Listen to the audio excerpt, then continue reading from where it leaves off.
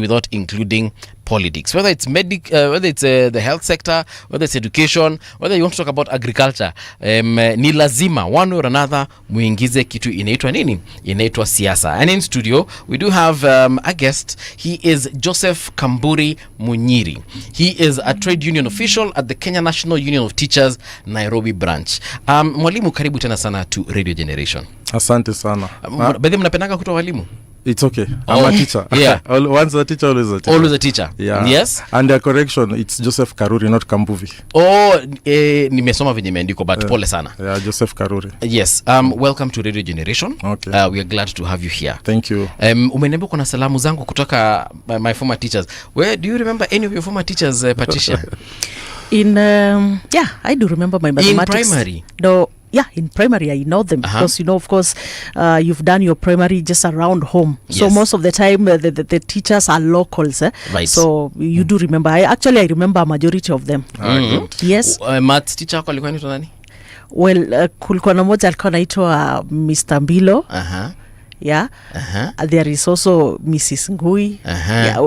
Wako there are many. Kadha. Yeah. Okay. So depending on which class, you know, in primary most of the time kuna lesson wa kila class iko na lesson, if it is mathematics. Yeah. Okay. Secondary school as well, I can still recall most of my teachers at the university. I can recall a majority of my university juzi lecturers. Ukisahau nitashangaa sana. Yeah, but you can't remember.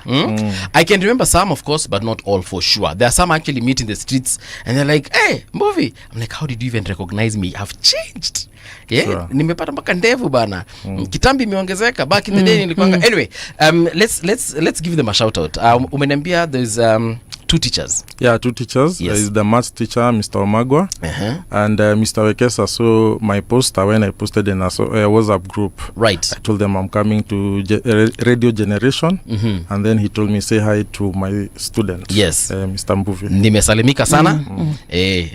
Nakumbukanga zile viboko nilipata huko. Discipline. Story for another day. Sure. But see, I'm disciplined now. Yeah, sure. Yeah, I'm very disciplined. This has brought you this far. Yes.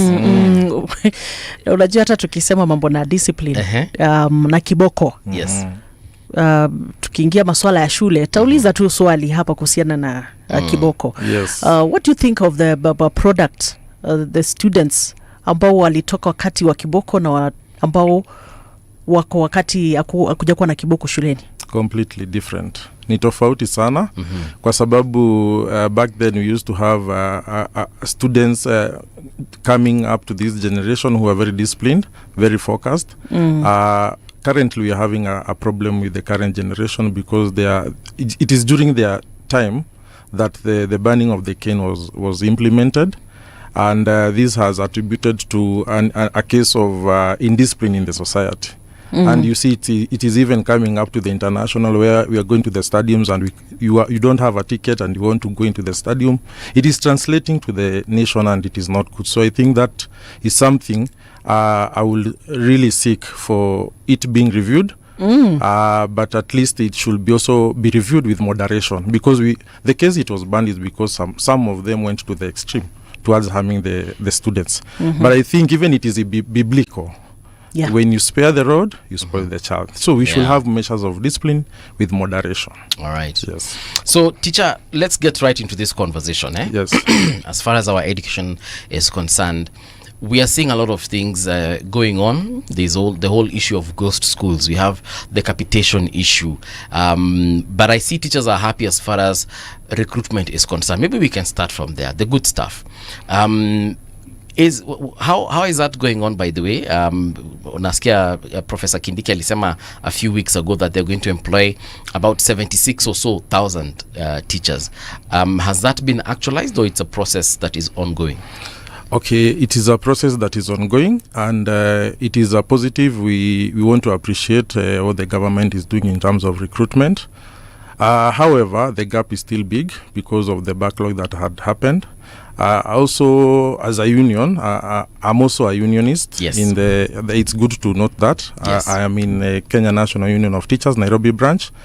And we are advocating, even as we do this recruitment and the employments, it should be on permanent basis. Because, like, for example, in the junior school, currently there's an advert that was done just the other day, I think 2 days ago, and it is going to recruit 24,000 teachers on intern basis.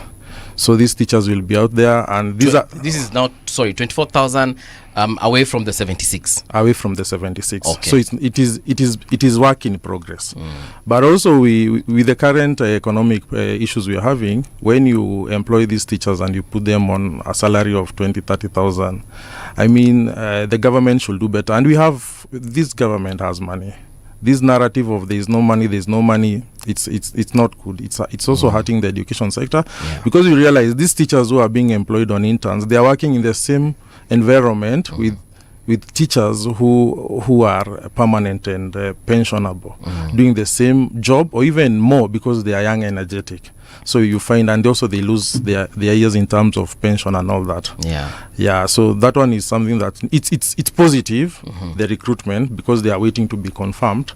But again, we will urge that they be employed on a permanent basis.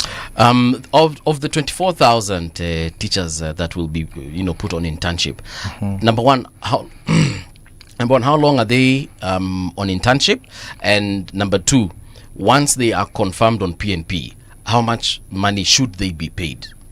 Okay, they are there. Like the last time we had a group of teachers who are there for 2 years.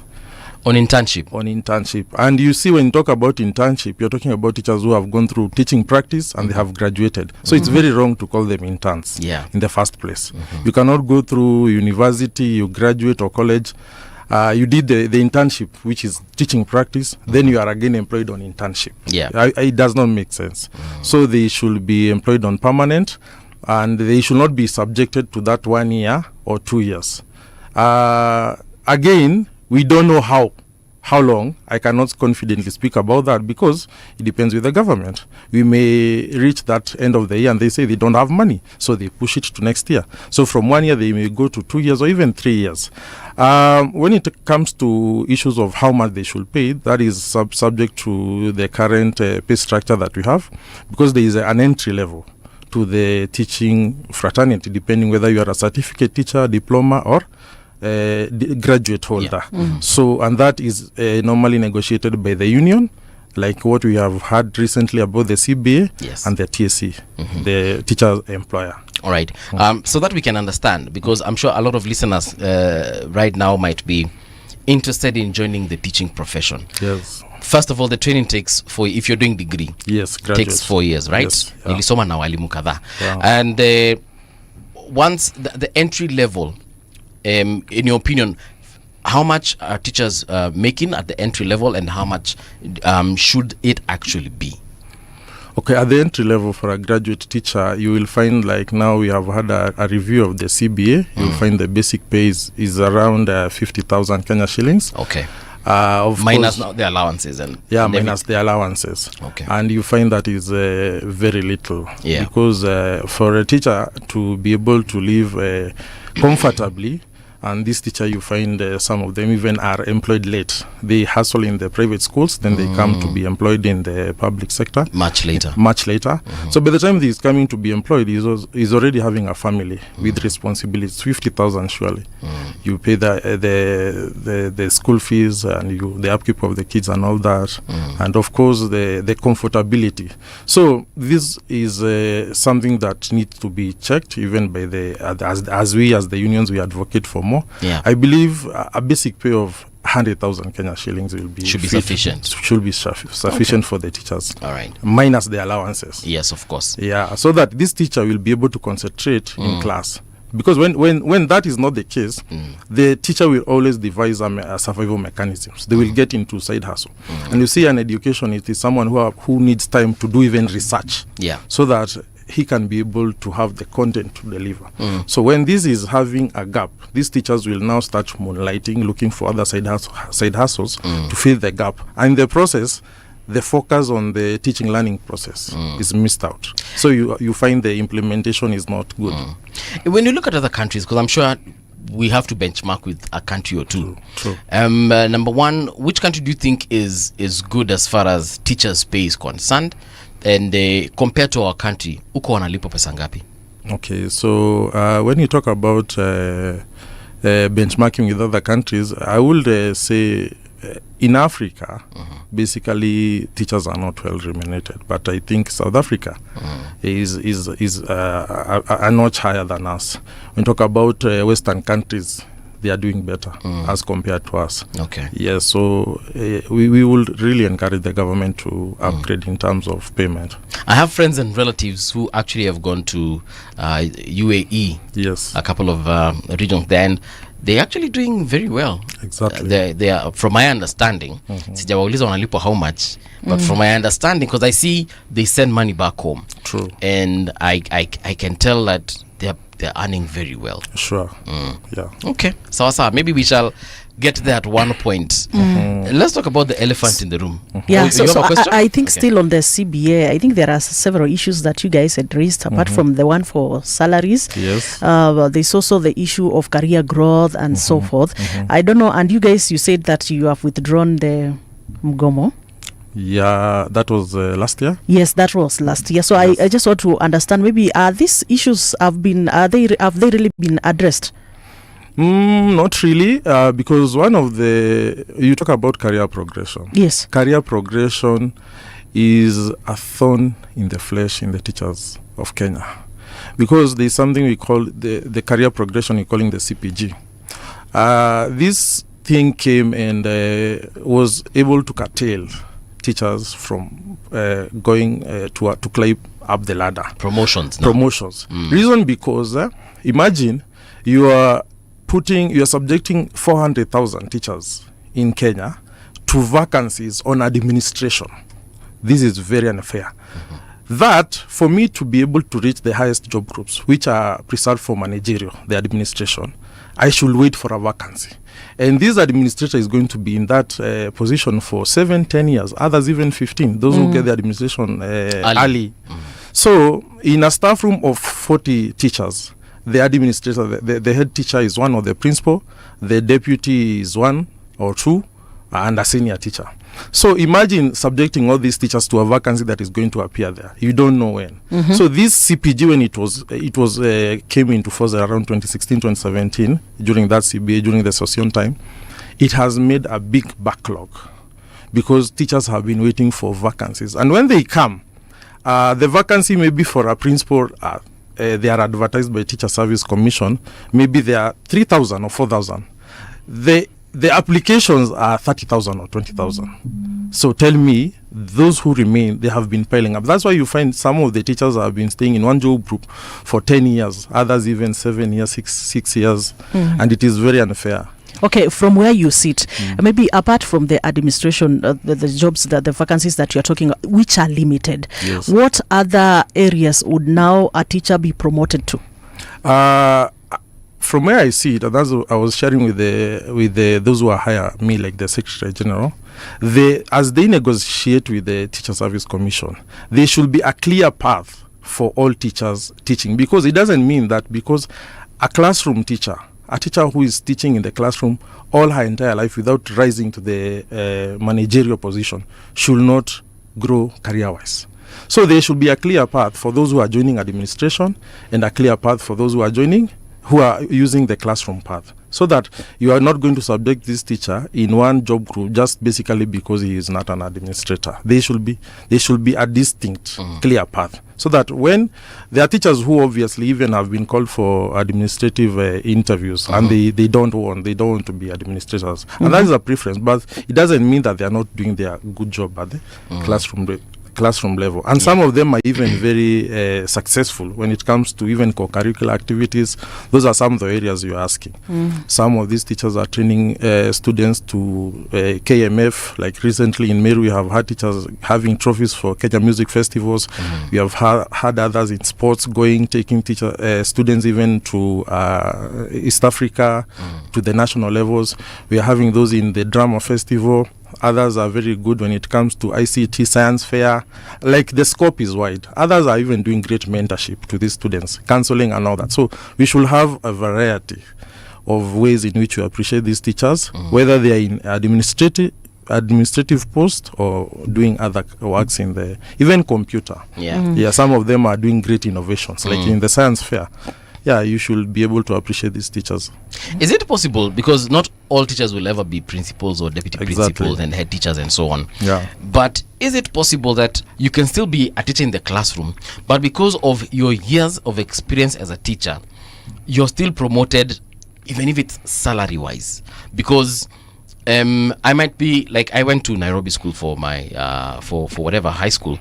Is it possible niko na mwalimu hapo alikuwa ananifunza lakini mshahara yake na principal maybe ziko at par, because number one, they're very good at their job, they've been promoted over the years, it's just that now amefika mahali haizi kwa principal because principals wametosha. Is it possible? And the slots are very few. And the slot, yeah, of course, slots are very few. So because you there's no vacancy for principal, but you actually deserve to be in the position of a principal. Yeah. Is it possible to be promoted kimfuko pia?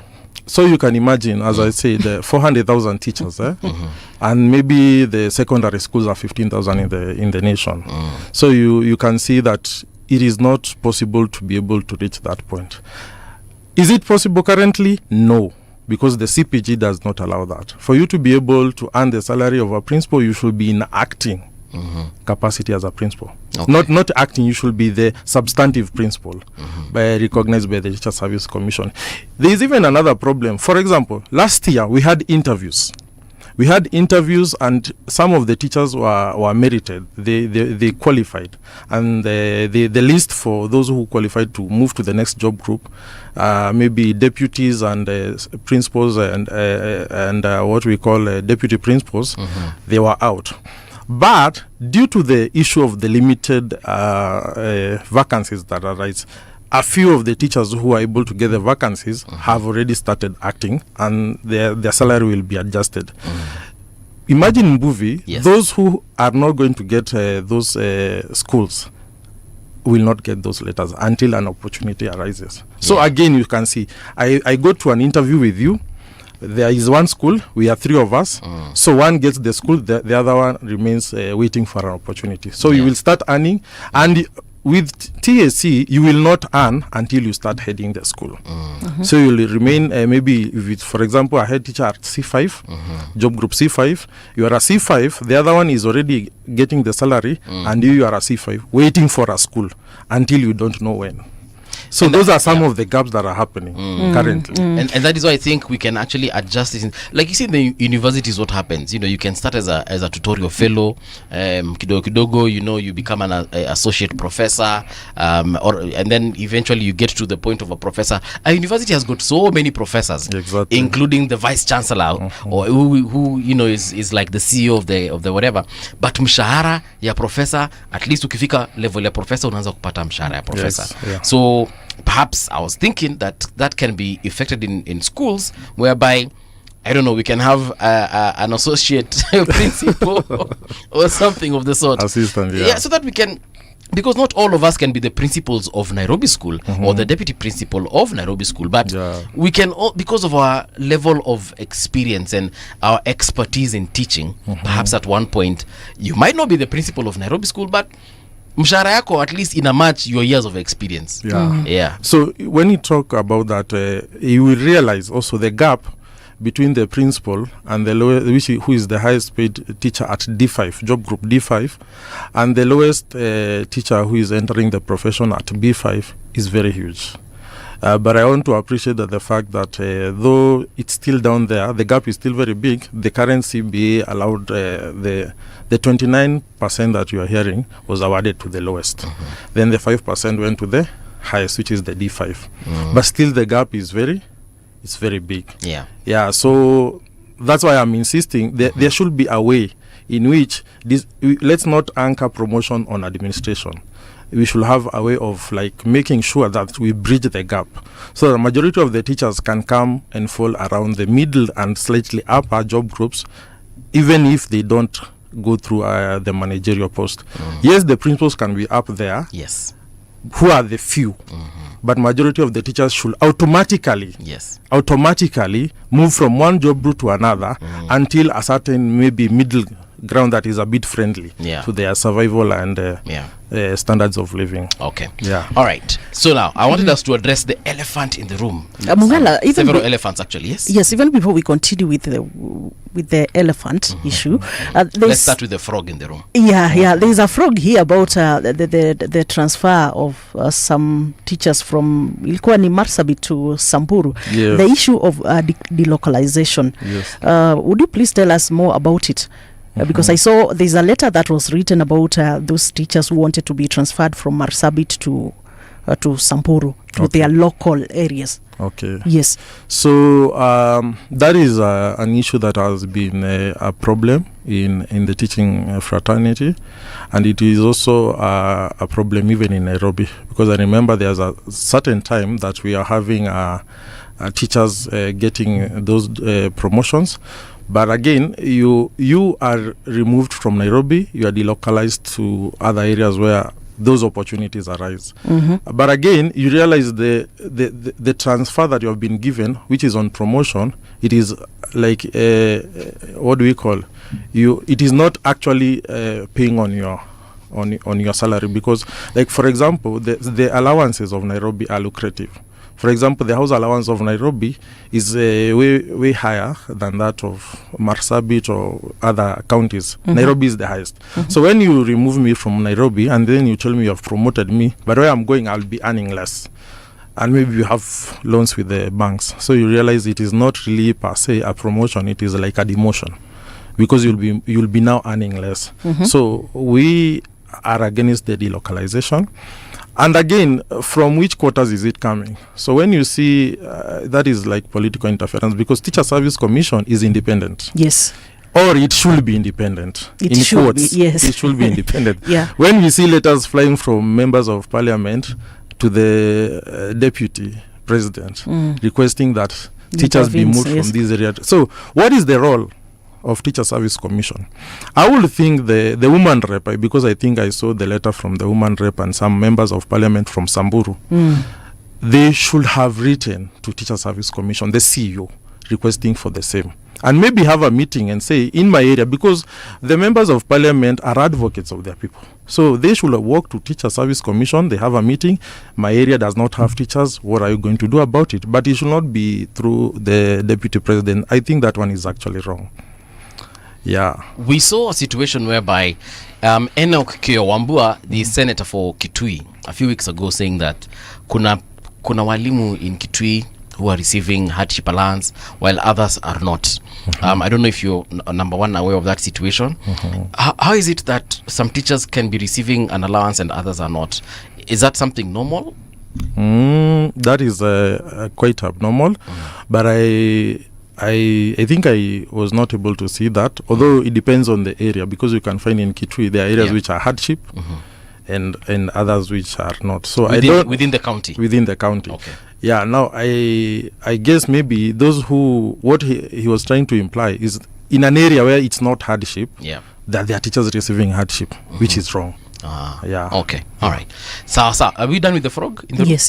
There's this issue of capitation. Okay. And of course, we have seen it has really elicited a lot of reactions and emotions also in equal measure. What is the problem really? Because people who are out here, of course, we only know and see what we either read in the papers or hear in the news.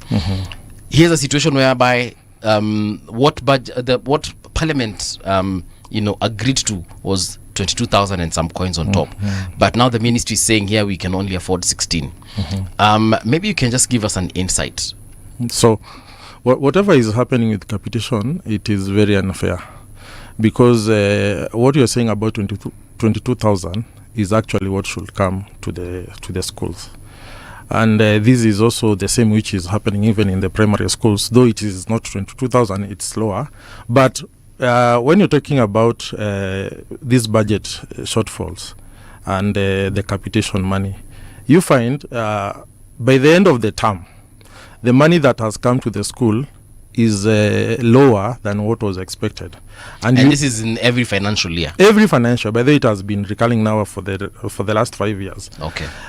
So what will happen if now this principal or these managers in our schools, the head of institutions, they have creditors who want to be paid? The students are eating. We have other bills to be paid. So by the end of the day, this is affecting learning. It is affecting learning in a big way, because you find the head of institutions will end up sending the students home. So the parents are actually the one carrying the burden. So that's why you are realizing currently most of the students are on the road. They arrive in school and they go back. And this is going to affect our education in a big way. Those who are in positions of power should look at it very keenly, because when these students go home, what is happening along the way, these girls will get distractions. That's how you end up having teenage pregnancy. Another problem has arisen. The boys again will start, even the girls, they along the way they start passing through the dens of drugs. Drugs problem is still an issue, especially to our secondary school and junior school students, even the primary schools. So you realize it is a challenge. And also, what have you done? You have disrupted learning. And it is even encouraging school dropout. So the issue of access to education is at the table. When you reduce capitation, then there's an issue with access of education, because when these students are disrupted from attending lessons, some of the parents are also are struggling very much. So what they are doing, I had an incident or several incidents of parents when they realize they cannot be able to raise 20,000 asked by the principals, or maybe the 2,000-3,000, some even 3,000, even at the primary school level, you find they drop out. I've heard of incidences whereby the parent says, so if Thomas, I'm not able to pay this, wait for the KCSE, wait for the KGCSE, wait for the national examination, the KCP and all that. So what will happen? The issue of school dropouts is now on board. Well, I think so far we know the government has the responsibility of education in our country. It is the government that has that bears that responsibility, right? And again, we know all of us, we also have a responsibility, and especially during times of crisis, like right now, whereby we are saying, despite the fact that education has been given the biggest budget, according to what we saw in the budget, education is one of the sectors that has been given a biggest part of that. That is true. But still we have a crisis in the education sector in terms of capitation, in terms of budgets. So now, this crisis, we have a responsibility, all of us. So I want to understand, maybe from your area, what responsibility do you have in terms of, we have had ghost schools, that despite the fact that we have a crisis of schools not being able to get all the capitation that they deserve, we still have ghost schools that are still in there, who are getting this share, getting this allocation, yet kuna wengine ambao kweli shule iko, but they are not getting that amount. So it is quite unfortunate. I was very keen, I saw the CS comment about it, CS Migos, Ogamba, and it was just the normal way they say investigations are going to be done about it. It is very unfair when you see 100 million, 200 million going to schools that are not in existence, and we are having a problem with the capitation. This money could have been put in good practice. Yes. When you talk about capitation, we are talking about a very broader perspective, because some of these services are being rendered to schools. There is supply of food, there's constructions going on. So you affect many people, because there are people who are earning a living from working from the school.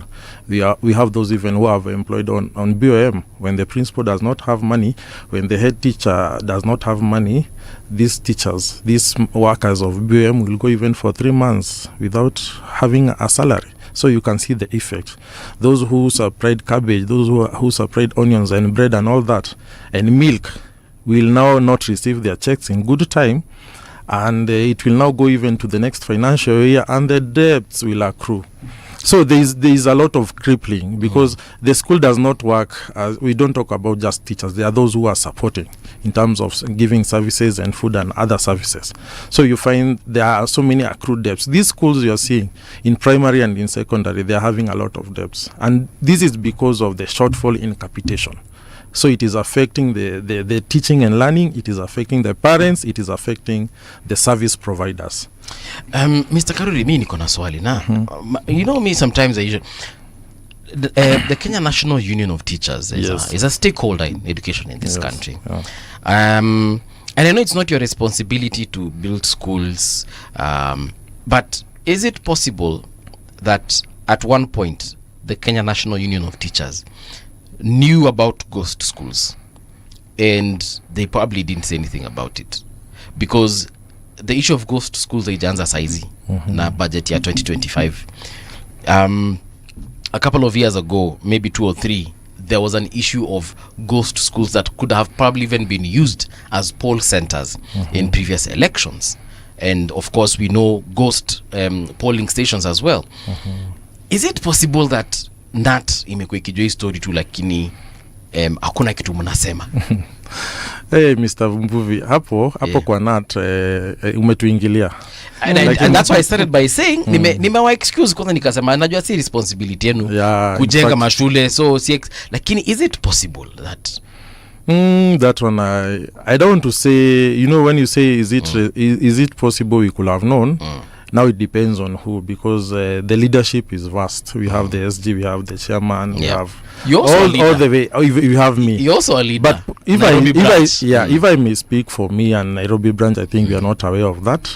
And if I speak for the SG, you see the mandate of the union is per se more of teachers. Yes. When I come, I'm coming to advocate for teacher salaries, teacher better working environment, teacher welfare and all that. Yes. As you have said, you have asked me and you have answered. It is not our mandate. However, if we get to know of such a case, obviously we are leaders and we are stakeholders. We will also act the issue of whistleblowing. Just like when we were having an issue to do with the CBC, right? We were actually among the first group of the stakeholders to say that we were not ready. And you have seen the way the flip-flopping has been happening. Even when it comes to the issue of junior school. Currently, as we are speaking about, we are having an issue. The junior school teachers are domiciled in primary school. As they have been domiciled in primary school, there is a push with also the secondary school. They also want them to go there. This was an issue to do with also the public participation. So once the stakeholders are involved, we are able to have more say in some of these issues. But you realize then we were not well involved. That's why we were opposing it.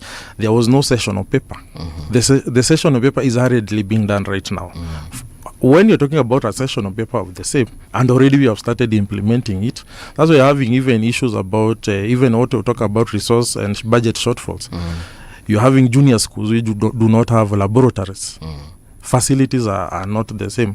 When you go to schools in Nairobi, and I want to invite you to go around some of these schools, you're going to a school which has 180 students in a classroom setup with only one teacher, and we are saying we are doing CBE. So you see, there's a big challenge when it comes of financing. Patricia has said the government has has invested a lot in education. We are taking the lion's share. But is it enough? Again, education is the pillar. The investment of education is not seen immediately. But with the generations, these fruits are going to be seen. So when you're having 180, 150, 100 students in a school, and you know the CBE is something that's trying to capture the competencies of this individual learner. How are we going to teach these CBE skills with the current shortfall, even when talking about the teachers? Yes, the government is doing something, but what the government is doing is not enough. Even in terms of classroom, the government has done a lot. I want to appreciate. When you go around the schools are coming up, but again, the population have bulged. So what the government is doing should do even more, because already we are trying to do we are doing catch up. The reason I'm going to rehash on that point of ghost schools and not being a stakeholder is this, because next year we will have another budget, Yes. And we might end up having the same problems because we're saying, oh, pesa itoshi, we can't do this and we can't do that. And God forbid, we have another issue of ghost schools receiving billions, because according to the Auditor General, she said that it's in the tune of billions that these schools have been receiving, these ghost schools. So I hope and I pray, because I honestly do not know the extent of the mandate of the Kenya National Union of Teachers, but I hope that you'll be at the forefront as KNUT to ensure that, first of all, these ghost schools are identified.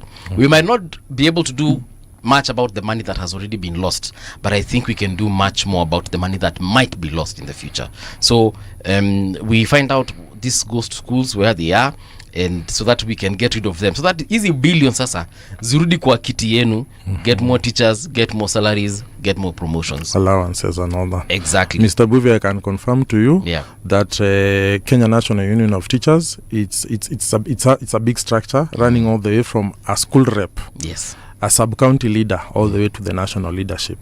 And when we are privy to such information, we shall not hesitate to whistleblow. Yes. But currently, I want to confidently say that we didn't know, because of the mandate that cuts across. If we could have known, and this should come from the ministry and those who are allocating the resources, obviously we could have been able to say. Leo tutawa excuse. It's but okay. next year this conversation will be completely different, because there's no way to just care, oh, 6 billion has been lost to ghost schools. Yes. And now we say we didn't know. I believe we let the media play their part. Let's ask these questions, but also now stakeholders, because at the end of the day, nyinyi ndio mtaenda kwa serikali kusema tuongezeni mshahara, serikali waambia kuna pesa, na mtakuwa na authority ya kuambia, lakini si kuna zile ghost schools pale. Yes. But I'm happy when you talk about the media, whatever you are doing in covering those kind of stories, I think that is positive. But sometimes you exaggerate, because when you say that teachers are laughing all the way to the bank, and like the recent CBA, we don't want to say that. Are you crying to the bank? We are crying. Teachers are crying all the way to the bank. Okay. We don't want to say that there was no increment. Yes, there was an increment. But when you find a teacher earning an increase of 1,000 Kenya shillings or 2,000 Kenya shillings, majority were between 2,000 and 1,000.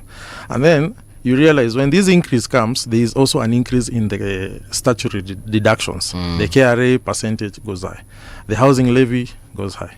So the 1,000 or the 1,200 inamezwa tu tena inakatwa yote plus ingine, so you find a teacher going with 600. Then Mbuvi anaweka kwa gazeti anasema teachers laughing, smiling all the way to the bank. So it's quite unfair. So let's have some also good reporting. Sometimes you hype it and you muuze gazeti. But at the end of the day, we also give you an opportunity to come here and explain, like now what you've explained. So there's this issue also. This is a giraffe in the room. Yes. There's this issue of, we saw Eric Omondi, the comedian, stroke now activist. He went to a place like Turkana na akajenga shule, but tukaona some leaders in that area were not happy about it. So I happened to ask about what's the deal with some of these, especially the arid areas or the marginalized areas. Sometimes we like to assume they are. And someone told me that manze uwezi jenga shule place kama Turkana iko na mlango na dirisha, because the place is too hot. I've never been to Turkana, and maybe you can let me know, because I'm sure even if you've not been there, you've spoken to your colleagues. Is it that bad that because I don't understand how an entire county cannot have classrooms? But I'm sure there may be one or two, but I mean, is it possible that we have students reading under a tree? Now, when you ask about that question, Buvi, does the governor of Turkana or the leadership, do they operate under a tree? Of course not. Do they have structures where they can be able to shelter? Yes, they do. So why not a classroom? So I think that is an issue to do. It's good you started by saying politics. Yes. Because the politicians, what we are experiencing, and it is not only in Turkana or those areas. It is across the board. Even in Nairobi, we may have people coming or interested in doing a very good project, but because the politician has an interest in it, or because the politician will want it to pass through him, they are going to oppose. We have had very positive projects, not even within the education sector, even hospitals. Like, for example, I remember sometimes back there was a certain big sponsor wanted to do a child hospital in Nairobi, but because the powers of the day were not well involved, they wanted to be given the money and do it so that they benefit. I'm now answering your question. Yes. They are going to sabotage it. But now when they are put on board in a way that they know they are going to benefit, whether resource-wise or political mileage, they are going to support it. Yeah. So when it is an issue to do with a donor coming to do a project without even involving the politician, there's a problem. There's a problem because the politician of that area want to take political mileage. So that could have been the case. Maybe Eric was not able to maneuver. Yes. So that's our country today. The politicians have taken hostage the country, and they want to be having a hand in it. And you can see this is happening even in the education sector. I don't know why you're not asking me like that. How are politicians offering recruitment letters? That was going to be part of the question. That is an issue we are raising. We saw MPs being given direct, what is it called, recruitment authority or power. It is happening currently. Kenya National Union of Teachers, we have spoken against it. It is the mandate of TSC to give recruitment. Because you find when this is happening, the politician is going to give to anyone. But maybe you find there is a teacher who graduated in 2021, 2022, 2023 is going to get a letter. But there is a teacher who is waiting to be recruited by Teacher Service Commission. Yeye hajui mtu. Yeye hana connections ya MP na nini. Aligraduate 2015. Anabaki, these were 2023 anachukuliwa. It should be as per the graduation year, so that you are able to have fairness and equality. I thought because TSC ndio HR body yenu. Yes. So if TSC, how did they even allow that particular role be taken away from them, or they still have it? It's just that they're sharing it to the MPs. That's what I'm saying. What's going on? Teacher Service Commission should be independent. But are they? Because when these letters are coming from TSC, you are seeing them with members of parliament. I even saw another one, the former CS, issue them at a public rally in Kisii. We saw, and we have seen some even visiting very high offices.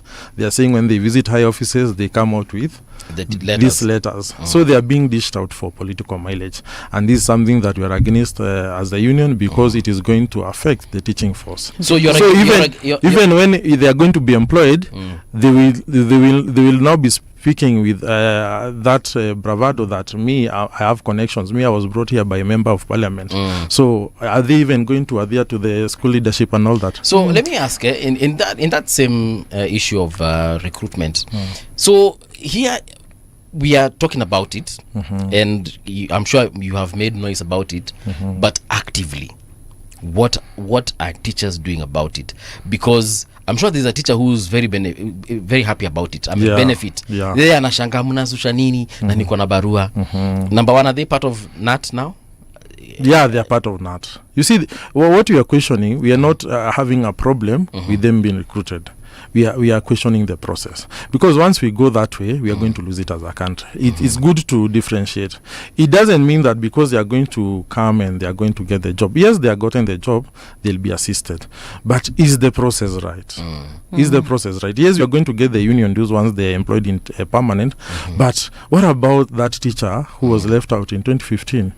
We are advocating for fairness, even as with those who have not been employed. Yes, we are supposed to advocate for those who are employed. But even as we speak about that, is the process fair? Because we are stakeholders. I've pointed out to a situation whereby teachers who are coming in, because they are using routes that are not being monitored by the Teacher Service Commission, you find some of them have just graduated recently. Those who graduated early have been left out. That's why we are saying the role of recruitment should be left entirely to Teacher Service Commission. When the MC, what about now we give the MCA and the senator and the women rep? Look at the confusion. So as education stakeholders, let TSA be independent when it comes to one of the role is recruitment, when it comes to promotion, so that we can even be able to put it to task. You saw we have, but I'm happy with the education committee. They have been doing a good job. They put them to task. There was an education meeting and they were being asked those kind of questions. And the CEO was having, the outgoing CEO, the one who went, the former CEO, she was having a lot of problem answering questions on how some of these things are happening. But of course, it is an influence from the higher office. For God's sake, some of these responsibilities and these duties, si tuachie tu watu ambao wanafaa kufanya. Yeah, Yeah, it is because TSC. because it really affects the quality of even the teachers that, of course, that will be brought on board. Yeah, it will affect the quality of education as well, and so many other things. Of course, we shall see the outcome later. Yeah. Well, I think I'll ask a different question about the education system. I think the city here has been pointing out that the implementation of the 844 system was not done well. The 844 system, that the system was quite good. Yes. Looking at now the CBC, what do you think about its implementation? Are we going to find ourselves in the same situation like we have seen with the 844 system in terms of implementation? Okay, that's a very good question, because I grew through the 844 system, and I remember at some point at grade 5, I was told that I'm not going to do I think there were 8 subjects, I was supposed to do 5. So the home science, the craft, and all those workshops, they were closed. And that's what we are coming back, the skills, isn't it? Then the funding and all that. I've started speaking about the funding. The current CBE implementation, we still don't have a sessional paper. So I'm now answering you. Is it being implemented well? We don't have a sessional paper. What should have come first? Those are some of the first things we could have done. So it has been, and then the question of domiciling, whether is it secondary, is it which are they going to belong to which union? There has been a lot of push and pull, because this thing was not the stakeholders were not well involved in the prior initial rollout. Again, I've given you a situation of the area where I represent. I represent teachers in Dagoretti, in Nairobi branch, not Nairobi branch. I have schools in Dagoretti, and I want to invite you. Some of the schools in Dagoretti, I normally visit the teachers to hear about their plates and all that, and I find a teacher sitting outside because the class is full. Kiti ya mwalimu iko hapo nje. So we are implementing CBE, anafunza kutoka kwa mlango. Anafunza kutoka kwa mlango, and these things are well known. Is it being well implemented? So these are things that needs to be looked at. At the same time, you're speaking about that, we are complaining about budget shortfalls. The infrastructure is not enough. The teachers are not enough. So we should accelerate building of classrooms so that such a school is going to have enough classrooms for those teachers. When you have by the time you're teaching outside, sitting outside as you're teaching, in kumaanisha classroom iko na watoto wangapi? I'm speaking about a class. I know a certain teacher alikuwa na walimu ako na walimu 180. Wanafunzi 180 in Nairobi. Wanafunzi 180. Yeah. One teacher. Yeah, the school has a population of 6,000. Yeah, 6,000. This is Nairobi. It's a public school, yeah? It's a public school. Uwe ni mwalimu wakiachiliwa hivi unaweza sema ni rally. Anaongelesha wanafunzi. One lesson is usually how long? By the remind me, nimesahau. 35 minutes. 35 minutes. Yeah. 35, so 40. So let's even go with 40. So in 40 minutes, you will have listened to 180 students, or rather interacted with 180 students. Yeah, you mark, you give them 5 sums, you mark. You give them an insha or a composition, you mark. You go through, there's even during examination, there's the reading assessment. Yes. Usikilize hao wote 180 and you give a note to each. We are talking about CBE, which is having a lot of documentation. Right. To assess each and every competency of this learner. That's what I'm saying. I'm answering you. Are we implementing it right? So there is a big challenge. It is not like it is not doable, but the government must step up. We need to have more classes being built and accelerated, because already we have started having rollover. We are now having the grade 10 moving to senior school. Yes. So already we are now in senior school. So it needs to move with speed. We need to have teachers coming on board, enough teachers to be able to capture that, because when you have more classes, more teachers, so that they can be able to attend. In fact, if I am asked, this CBE needs 2 teachers per class, so that you are able to, one is able to do this, the other one is marking, and you're able to assist each other. But we are far much ahead, far much below the expectations, But I also want to agree to the fact that Rome was not built in one day. Sure. Yeah, so I remember even during the 844 system, it is a process that took time. But as we are speaking currently, the government needs to speed up in. If you're having junior school students without laboratories, what are they doing? And they're having science lesson. Yeah, because someone in Mulolongo is telling me that there's a school called Ngwata Primary, which has a population of over 3,000 pupils. Yeah. So you've told me the one for 6,000, and that one is a complete shock. Mi nakumbuka Nairobi school, na hiyo ni high school, tulikuanga watu about 1,000. And I used to meet a new student every day for the 4 years I was there. So I can't even fathom what 3,000 pupils Mbuvi, at Ngwata. they can't have an assembly at once. Assembly in a break, you are like 3 times.